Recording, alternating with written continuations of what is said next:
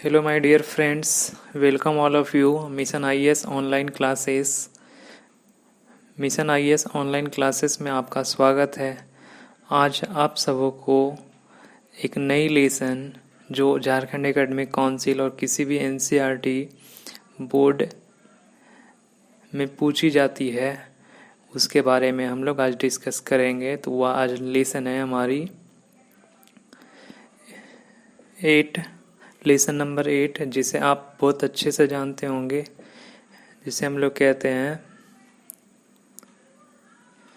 Trigonometry means त्रिकोणमिति। इस lesson में हम लोग सीखेंगे कि किस प्रकार से हम साइन थीटा कॉस थीटा की वैल्यू निकालना है और इससे रिलेटेड ट्राइगोनोमेट्रिकल फंक्शन की वैल्यू कैसे निकाली जाती है।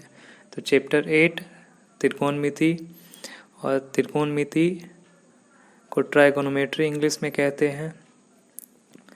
अब हम लोग समझने का प्रयास करेंगे कि किस प्रकार ट्राइगोनोमेट्री वाले टर्म को हम रिलेट करके और कैसे हम लंब, कर्ण, आधार और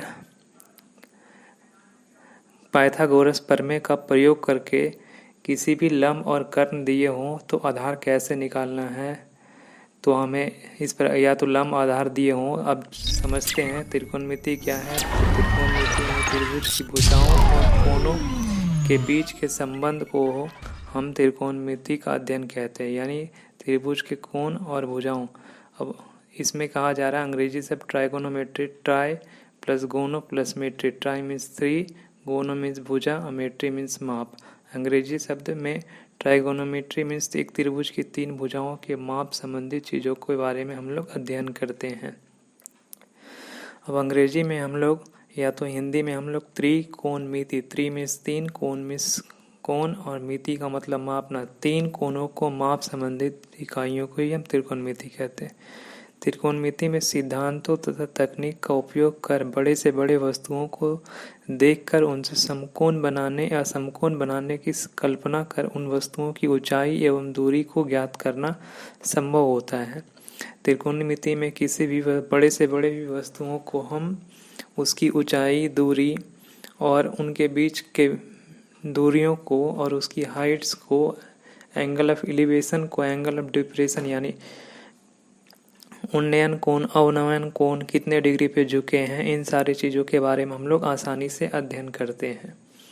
अब हम लोग सीखेंगे कि त्रिकोणमिति की शुरुआत कैसे हुई थी, यानी त्रिकोणमिति आई कैसे थी। अब देखते हैं प्राचीन काल में त्रिकोणमिति के बहुत सारे कार्य किए गए थे, जिसमें बेबीलोन में मिलता है। प्राचीन काल के खगोलविद त्रिकोणमिति का प्रयोग पृथ्वी से तारों, ग्रहों की दूरियों को मापने के लिए किया करते थे। Distance between a star and distance between planets and distance between solar. Solar का मतलब हो गया गैलेक्सी। अब इट मीन्स तारों, ग्रहों के बीच की दूरियों को मापने के लिए आजकल त्रिकोणमिति आजकल हम लोग देख रहे हैं कि मॉडर्न टेक्नोलॉजी में, इंजीनियरिंग सेक्टर में मीन्स अभियंता युग में और भौतिक विज्ञान मीन्स फिजिक्स में ट्राइगोनोमेट्री का प्रयोग बहुत ज़्यादा किया जा रहा है। और ऐसे भी चीज़ हम जनरल लाइफ में देखें तो जैसे कोई मीनार है, उस मीनार के ऊपरी सिरे से देखने पर एक विद्यार्थियों द्वारा कोण बनाई जाती है, जिसमें तकनीक त्रिकोणमिति तकनीक का उपयोग कर हम इन त्रिकोणमिति में समकोण की कल्पना कर कुतुब मीनार की ऊंचाई या देखने वाली वस्तुओं के बीच की दूरी, उस लड़के के नेत्र के पास बनाए गए कोण आदि चीज़ों के बारे में हम बारीकी से अध्ययन करते हैं। इस विधि में हम लोग देख रहे हैं कि त्रिकोणमिति का प्रयोग करने से कोई भी चीज़ों को आसान, सरल और स्पष्ट रूप में हम लोग दर्शा सकते हैं। ट्राइगोनोमेट्री का प्रयोग करने से हमें चीज़ें की सरलता और प्रामाणिकता और विशेषगुरेसी के साथ हम उन चीज़ों के बारे में अध्ययन कर सकते हैं। अब हम लोग अध्ययन करेंगे कि ट्राइगोनोमेट्री का प्रयोग कहाँ किया जाता है, मीन्स ट्राइगोनोमेट्री इतना इस्तेमाल किन किन कार्यों में होती है। अब हम इनकी बारीकियों के बारे में अध्ययन करते हैं। तो समकोण त्रिभुज मीन्स राइट एंगल ट्रायंगल, वैसा त्रिभुज जिसमें एक कोण 90 डिग्री का हो तो उसे समकोण त्रिभुज कहते हैं। समकोण त्रिभुज में हम ऐसे भी कह सकते हैं वैसा त्रिभुज जिसमें एक समकोण हो और दो न्यून कोण हो, यानी एक कोण 90 डिग्री के बराबर हो और बचे हुए दो शेष कोण 90 डिग्री से छोटा मीन्स न्यून कोण के बराबर हो, तो ऐसे त्रिभुजों को हम समकोण त्रिभुज कहते हैं। अब इन चीज़ों के बारे में हम लोग अच्छे से अध्ययन करते हैं कि समकोण में क्या होती है। तो वैसा त्रिभुज जिसमें एक कोण 90 डिग्री के बराबर हो समकोण त्रिभुज कहलाती है। अब इनसे जुड़े हुए 3 टर्म और पढ़ेंगे, कर्ण, लंब, आधार और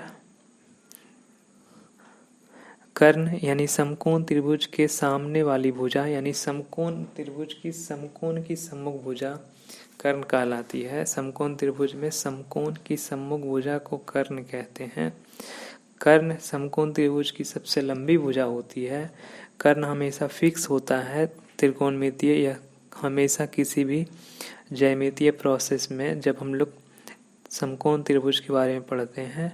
कर्ण की लंबाई शेष दो भुजाओं की लंबाइयों के योग से कम होता है। कर्ण को प्रायः अंग्रेजी के एच लेटर से दिखलाया जाता है क्योंकि H for hypotenuse. Hypotenuse means क्या होती है कि उसे हम लोग कर्ण कहते हैं और एच स्टार्टिंग लेटर होने के कारण इसे हमेशा रिप्रेजेंट एच से किया जाता है। हाइपोटेनियस को बारे में हम लोग it is the longest side of any right angle triangle, ये लंबी भुजा होती है। अब हम लोग आधार के बारे में सीखते हैं। न्यून कोण की संलग्न भुजा को आधार कोण कहा जाता है, आधार कहा जाता है।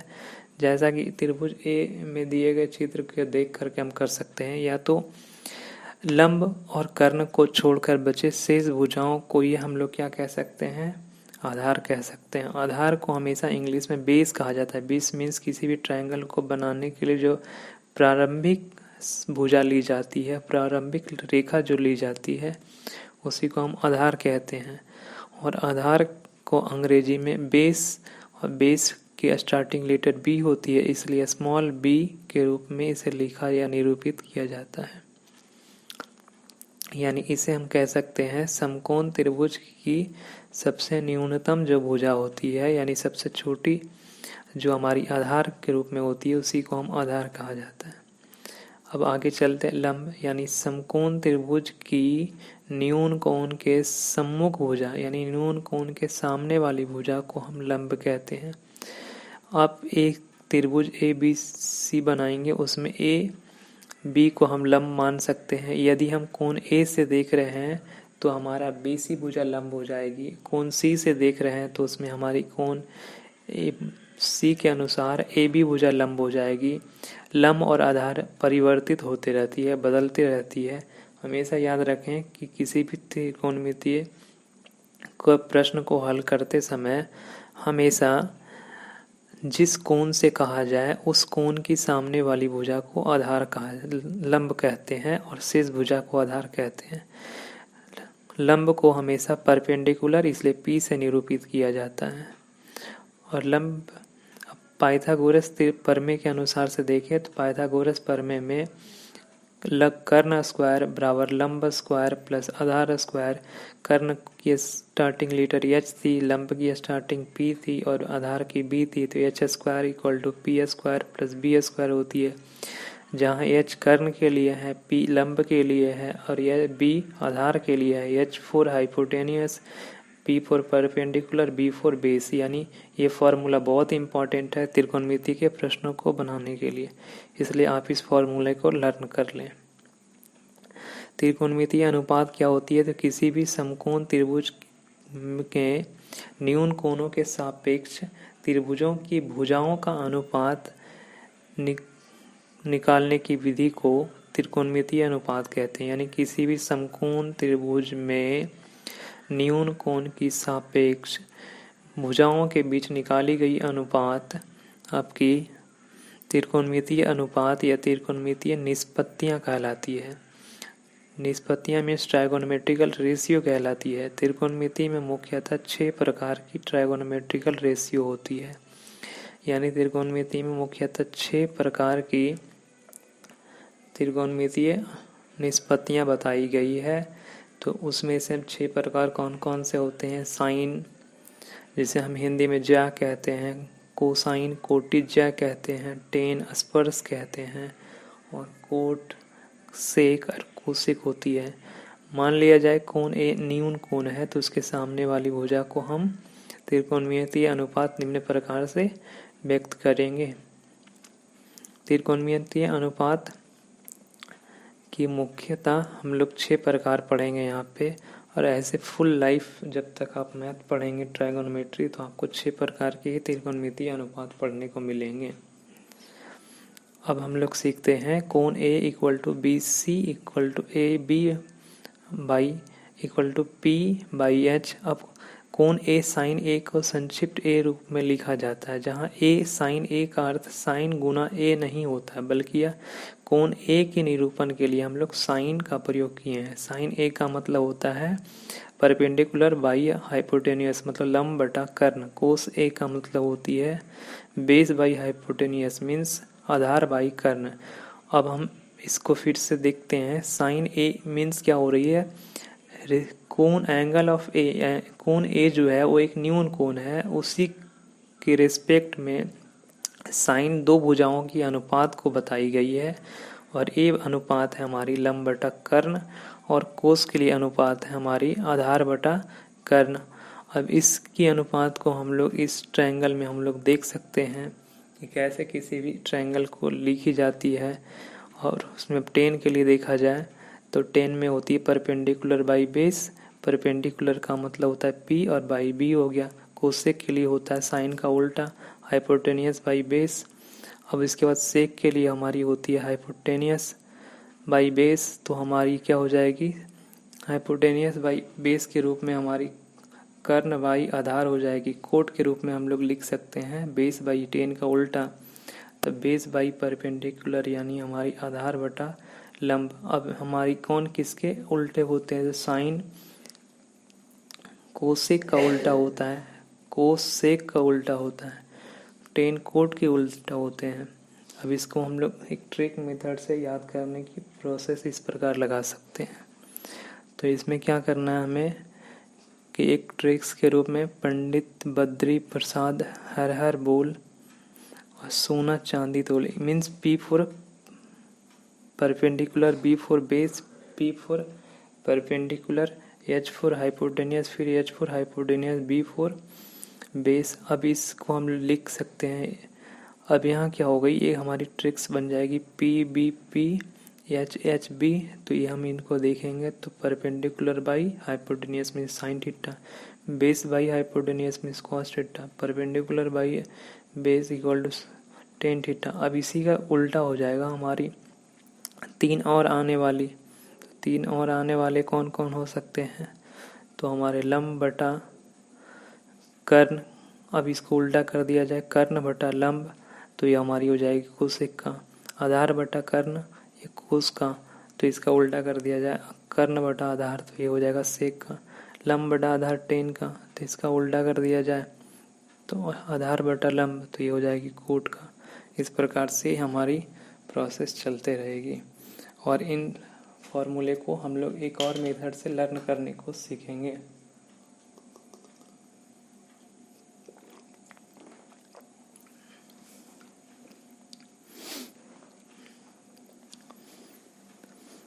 इस मेथड में हम लोग देखते हैं कि अगला जो मेथड हमारी आने वाली है उस मेथड में हम लोग जनरली क्या करेंगे? एल ए एल के लिखेंगे, मीन्स लाल कक्का, यानी एल फॉर लंब, के for Karna, A for Aadhaar.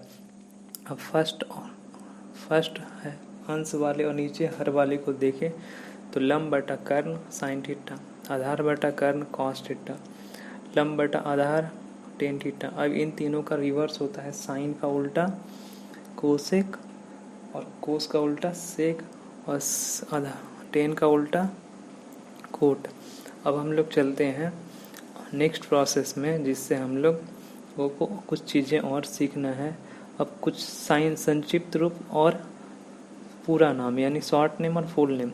Sign का होता है कोस, साइन लिखेंगे, कोस का कोसेक लिखा जाएगा। इस प्रकार की संक्षिप्त रूप हम लोग देख सकते हैं। एनसीईआरटी 8.1 के प्रश्नों को अब इस प्रकार हल करने का प्रयास करते हैं, लेकिन ध्यान रखना है कि न्यून कोण की सामने वाली भुजा ही हमेशा लंब होती है।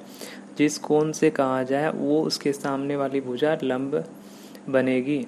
कर्ण नहीं परिवर्तित होती है। कर्ण समकोण त्रिभुज की सबसे लंबी भुजा होती है।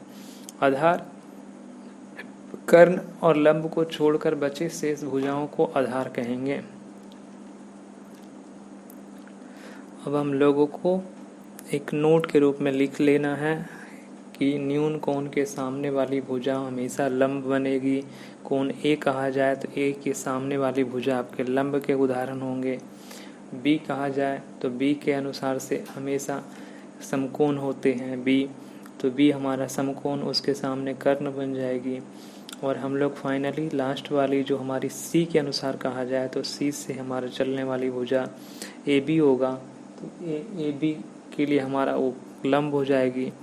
और जनरल किसी भी त्रिभुज में अगर थीटा कह दिया जाए, मीन्स अगर उसमें कोई निरूपण ना हो कोण का, तो उसमें हमारी इन जनरल ए बी होगी लंब, ए सी होगी कर्ण, और बचे हुए शेष भुजा बी सी हो जाएगी आधार। और इस प्रोसेस को आगे की ओर बढ़ते हैं। अब हमारी जो आने वाली लेसन है, उस लेसन में हमारी 8.1 में टोटल 11 प्रश्न दिए गए हैं। प्रत्येक प्रश्नों को हल करने का प्रयास करते हैं और बहुत ही सिंपल है, इजी है, इजीएस्ट मेथड से आप हल कर पाएंगे। तो पहले प्रश्न में दे रखी है त्रिभुज ABC में बी कोण समकोण है, जिसमें AB का मान 24 है सेंटीमीटर, BC का मान 7 सेंटीमीटर है। निम्नलिखित का मान ज्ञात करना है। यानी त्रिभुज ABC को देखा जाए तो AB का मान दे रखी है 24 सेंटीमीटर, BC का मान 7 सेंटीमीटर, और हमें निम्नलिखित का मान साइन ए कोस ए का मतलब, और फिर हमें साइन सेकेंड क्वेश्चन में हमें क्या करना है, साइन सी कोस सी का मान निकालना है। अब इसमें क्या करना है, हमें दो फिगर सोचना है, एक कोण ए के अनुसार, एक कोण सी के अनुसार। जब ए के अनुसार हम लोग सोचेंगे ट्रायंगल बनाकर, तो ए के सामने वाली भुजा बी सी लंब बन जाएगी और कर्ण ए सी रह जाएगी, ए बी भुजा बन जाएगी हमारे लिए आधार। जब सी के अनुसार सोचेंगे तो ए बी भुजा बन जाएगी लंब, कर्ण बन जाएगी ए सी, और हमारी बचे हुई भुजा जो ए बी सी है वो आधार बन जाएगी। अब हम इसमें कोण ए के अनुसार लिया गया है, तो ए के अनुसार से हमारी क्या बन जा रही है, ऐसा फिगर में कोण बी समकोण है, ए बी बराबर 24 सेंटीमीटर, ए बी का मान जहाँ 24 रख दीजिए, बी सी है वहाँ 7 सेंटीमीटर। तो अब यहाँ सी एंगल के अनुसार से देखा जाए तो ए बी 24, अब यहाँ से हमें एक निकालना पड़ेगा कर्ण। अब कर्ण की मान नहीं दे रखी है, तो कर्ण की मान निकालने के लिए हमें सबसे पहले करना क्या होगा कि कर्ण निकालने के लिए जो फार्मूला भी हम पाइथागोरस प्रमेय में सीखे हैं, उस पाइथागोरस प्रमेय में हम लोग क्या करेंगे, कर्ण का स्क्वायर बराबर लंब का स्क्वायर प्लस आधार का स्क्वायर। इसलिए हम लोग क्या लिख सकते हैं उसको शॉर्ट में, कर्ण equal to under root of लंब का स्क्वायर प्लस आधार की स्क्वायर के फार्मूले से हम लोग उनकी वैल्यू निकाल सकते हैं, और निकालना बहुत ही ईजी है। अब हम लोग इस फिगर में देखें तो ए बी को हम लोग मान ले रहे हैं A B equal to 24 centimetre, B C equal to 7 centimetre. तो इसे हमें हल करने के लिए एक तीसरी भुजा की ज़रूरत पड़ेगी, जो हमें पाइथागोरस प्रमेय के अनुसार से निकालने के लिए ईजी होगी, और उस पाइथागोरस प्रमेय की फॉर्मूले का प्रयोग करके हम उसके अज्ञात मान को निकाल सकते हैं। तो हमें सबसे पहले क्या करना है, इस प्रश्न में जो अज्ञात चीज़ें हैं, यानी सबसे लंबी भुजा है जिसके मान नहीं दे रखी है, उसके मान को हम लोग निकालेंगे। तो उसके मान को निकालने के लिए क्या करना है, तो सबसे पहले हमें उसकी मान को निकालते हैं। तो उसकी मान को निकालने के लिए हमें क्या करना है, कर्ण निकालने के लिए तो लंब कितना दे रखी है, तो लंब दे रखी है हमारी 24 सेंटीमीटर हमारी 7 सेंटीमीटर, 24 सेंटीमीटर, 7 का स्क्वायर 49, 24 का स्क्वायर 576। अब क्या हो गई, तो 49 को 576 में जोड़ गए तो 625। अब स्क्वायर में है, हमेशा या का चिन्ह लगाना ना भूले, एस नॉट इक्वल टू का साइन लगाना है। यहाँ पे क्या हो गई, AC इक्वल टू 625, 625 को हम 25 गुने 25 लिख देंगे, तो 25 गुने 25 लिखते के साथ में वो क्या आ जाएगी, तो हमारी एक आंसर आ जाएगी। 25 गुने 25 करेंगे तो 625 का स्क्वायर रूट 25 हो जाएगी। तो हमें यहाँ 3 चीज़ें मिल गई, कर्ण भी मिल गई, आधार भी मिल गई और लंब भी मिल गई। अब हमें फिगर के अनुसार से हमें सोचना है और उसके आंसर्स को रखना है, और उसके मान को रख करके प्रश्न संख्या 1 को हमें सॉल्व कर देना है कि कैसे उसके मान को निकालना। अब साइन A का वैल्यू देखा जाए तो P आधानी लंब बटा कर्ण, तो P लंब बटा कर्ण के अनुसार से यहाँ पे जो लंब बन रही है A एंगल के अनुसार से, वो लंब हमारी 7 सेंटीमीटर है। कर्ण कितना है, तो 25 सेंटीमीटर। 7 सेंटीमीटर सेंटीमीटर क्या हो जाएगी, कैंसिल हो जाएगी, तो 7/25 हो जाएगी। अब अगला कोस A का वैल्यू निकालेंगे, तो आधार बटा कर्ण, तो आधार की वैल्यू कितनी है, तो आधार हमारी 24 सेंटीमीटर है, कर्ण कितना है 7 सेंटीमीटर, तो 24/7 कर देंगे, तो हमारी क्या 24/25 कर देंगे, तो हमारी क्या हो जाएगी, सेंटीमीटर से सेंटीमीटर कट जाएगी और ये आंसर हो जाएगा साइन A का 7/25, कोस A का 24/25। तो इस प्रकार से हमने देखा कि A को जब ऐसा, अब हम लोग C एंगल के अनुसार से जब देखेंगे तो उस एंगल के अनुसार से हमारी कोण का मान नहीं बदलना चाहिए। अब कोण का मान नहीं बदलेंगे, कोण का मान कैसे फिक्स रखना है, यानी हमें उसके अनुसार से लंब और आधार को चेंज करना है, दिए गए मान को नहीं चेंज करना है। अब दिए गए मान अगर किसी प्रश्न में दिए होंगे तो उसके अनुसार हमें थिंक करना है। अब हम लोग आते हैं क्वेश्चन नंबर 2 को सॉल्व करते हैं, फर्स्ट का ही। तो 2 वाले में क्या हो गई, ABC इस प्रकार से रख दिए। अब कोण C के अनुसार से जब चेंज करना है तो क्या हो जाएगी, कोण का मान बदल रही है, तो 24 का लंब हो जाएगा, 7 आधार हो जाएगी और कर्ण हमारा 25 हो जाएगा। पिछले वाले क्वेश्चन में लंब 7 थी क्योंकि एंगल A बोला गया था। मान भुजाओं की वही रहती है, सिर्फ कोण का मान बदलता है और कोण के मान से ही उनकी हम रिप्रेजेंटेशन यानी लंब कर्ण आधार करते हैं। अब हम लोग चलते हैं इसके अनुसार से। तो हमें जब निकालने के लिए कह दिया जाए कि कैसे निकालना है, तो हम साइन C का वैल्यू के अनुसार से देखा जाए तो लंब बटा कर्ण, तो लंब का मान हमारी दे रखी है, लंब की मान दे रखी है हमारी कितनी दी है, C के अनुसार से 24 सेंटीमीटर, और कर्ण का मान हमारा वो 25 सेंटीमीटर। सेंटीमीटर से सेंटीमीटर क्या हो गई, कट गई। कोस C का मान निकालना है तो फार्मूला वो भी वही रहेंगे, तो फार्मूला वही रहेंगे, तो हमारे लिए क्या बन जाएगी, आधार बटा कर्ण। आधार कितनी थी इस पिछले वाले फिगर के अनुसार, तो आधार हमारी 7 सेंटीमीटर थी, और कर्ण कितनी थी, तो 25 अभी भी वही है।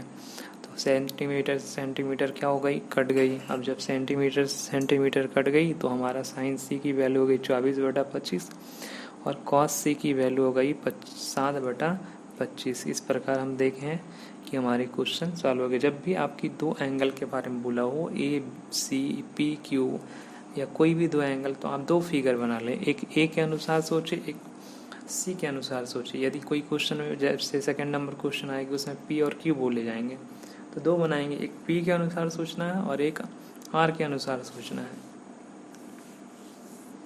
तो फिगर बना लेने से चीज़ें समझना आसान हो जाता है, और आसान जब हो जाएगी तो क्वेश्चन को सॉल्व करना इजी हो जाएगी।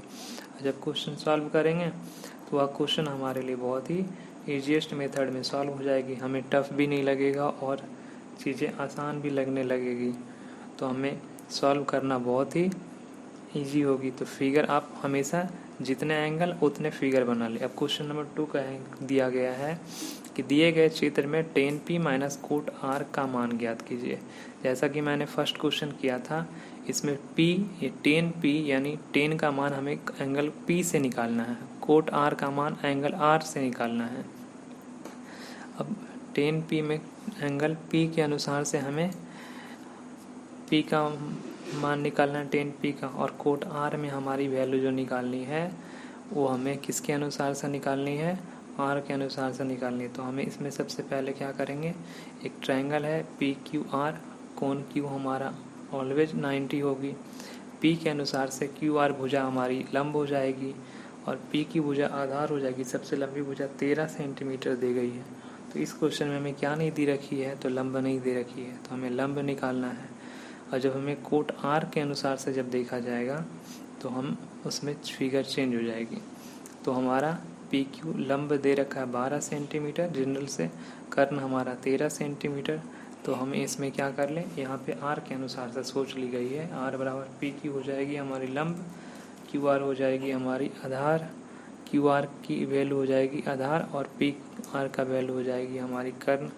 अब इसके अनुसार से हमें आधार निकालना है। तो बड़ी में से छोटी को घटाना होता है, यानी कर्ण में से लंब को घटाइए, या तो आधार निकालना होता है तो कर्ण में से लंब को घटा देते।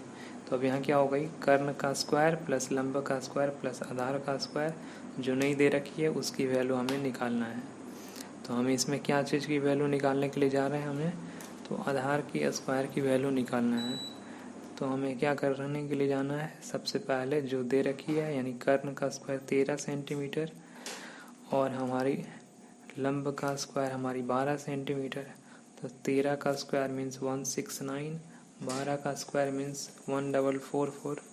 अब उसमें 169 में से 144 माइनस करेंगे तो आ जाएगी हमारी 169 में से 44 माइनस करने के बाद आ जाएगी 25 का स्क्वायर रूट करेंगे तो आएगा 5। तो हमारी आधार आ गई 5 सेंटीमीटर। तो ये रह गई पूरी प्रोसेस। 13 का स्क्वायर 169, 12 का स्क्वायर 144।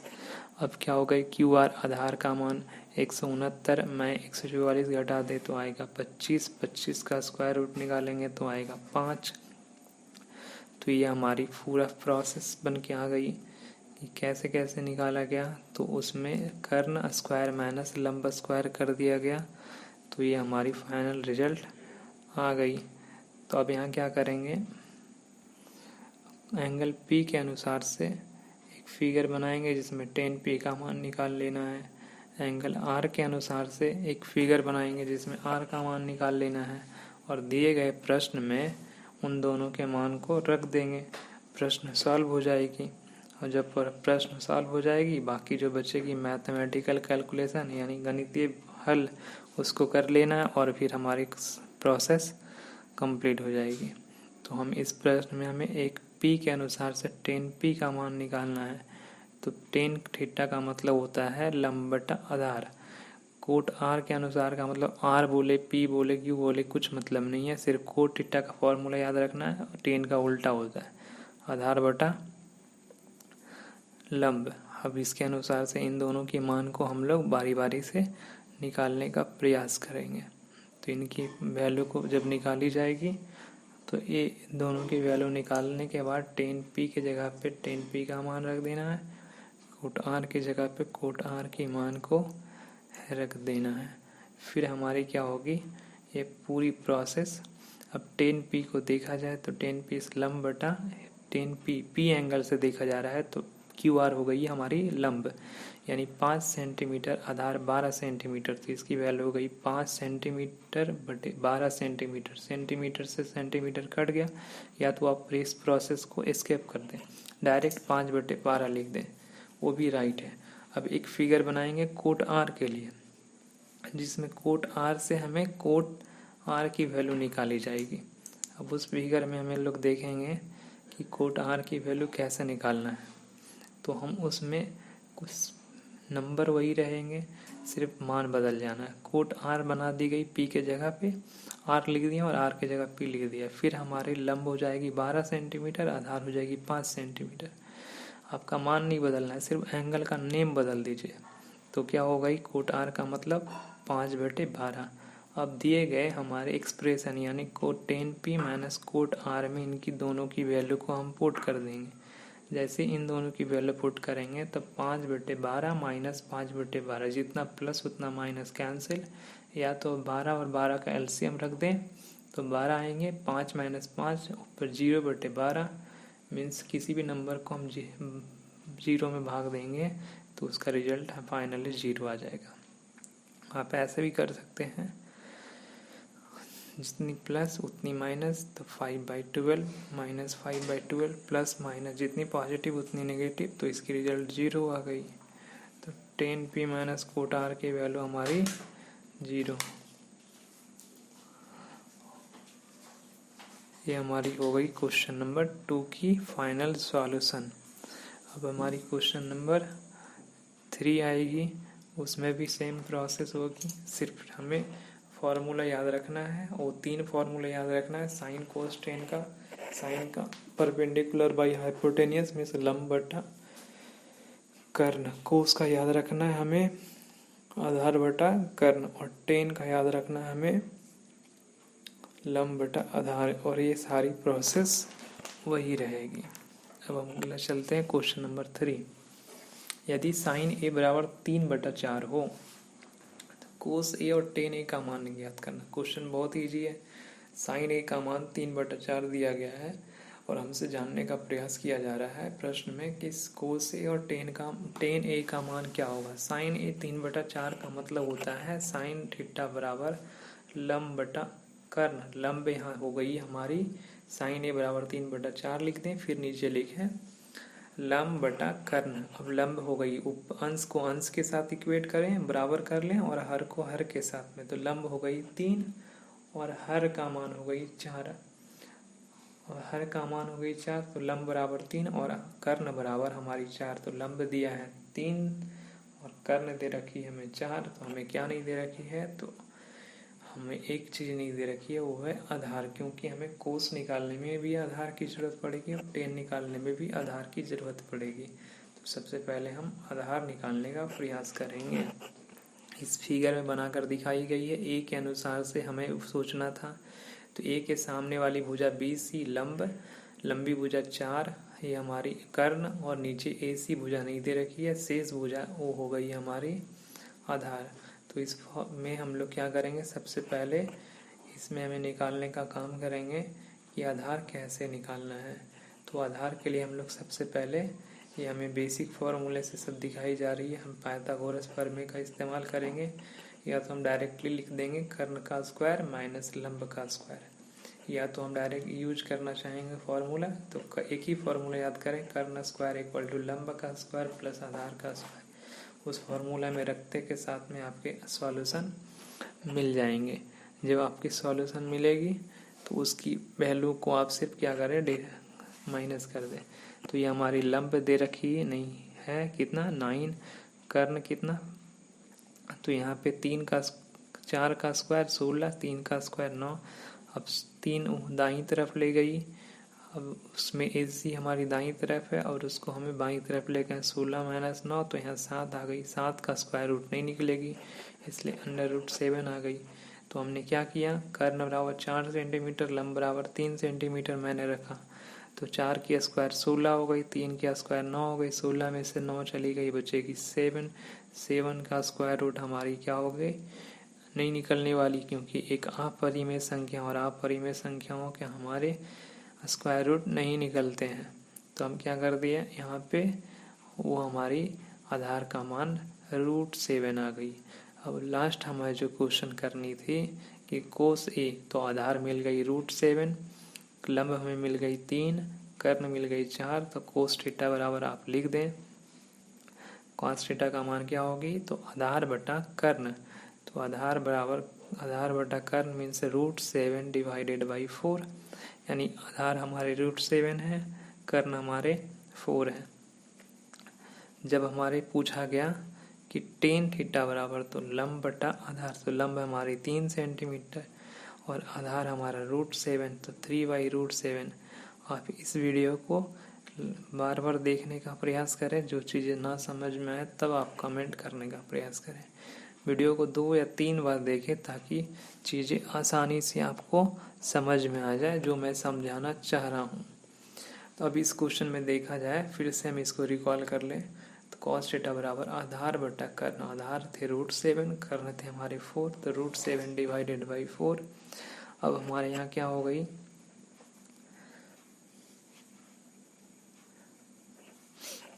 अगला निकालना है टेन थीटा बराबर, तो टेन थीटा का मान कितनी थी, तो टेन थीटा हमें निकालना है, तो हमें क्या है, टेन की वैल्यू होती है लंब बटा आधार। लंब का मान हमारी दे रखी है 3 और कर्ण का मान हमें, लंब का मान 3 और आधार का मान हमें √7, तो हमने दोनों का वैल्यू निकाल लिया। कोस ए बराबर √7 डिवाइडेड बाई 4, टेन ए का मान 3, रूट डिवाइडेड बाई √7, ये हमारे दोनों के फाइनल आंसर हो गए। अब इन दोनों में से हम लोग क्या करेंगे, क्वेश्चन सॉल्व हो गई। अब हमें क्वेश्चन नंबर 4 जो अगले पार्ट में आपको देखने मिलेंगे, क्योंकि ये वीडियो थोड़ी सी लंबी होती जा रही थी, क्योंकि इंट्रोडक्शन विद क्वेश्चन 3 तक आपको समझाया गया। तब इसका नेक्स्ट पार्ट जो आएगी, जहाँ पे हम क्वेश्चन नंबर 4 से लेकर क्वेश्चन नंबर 11 तक कंप्लीट करवाएंगे। Thank you watching for this video.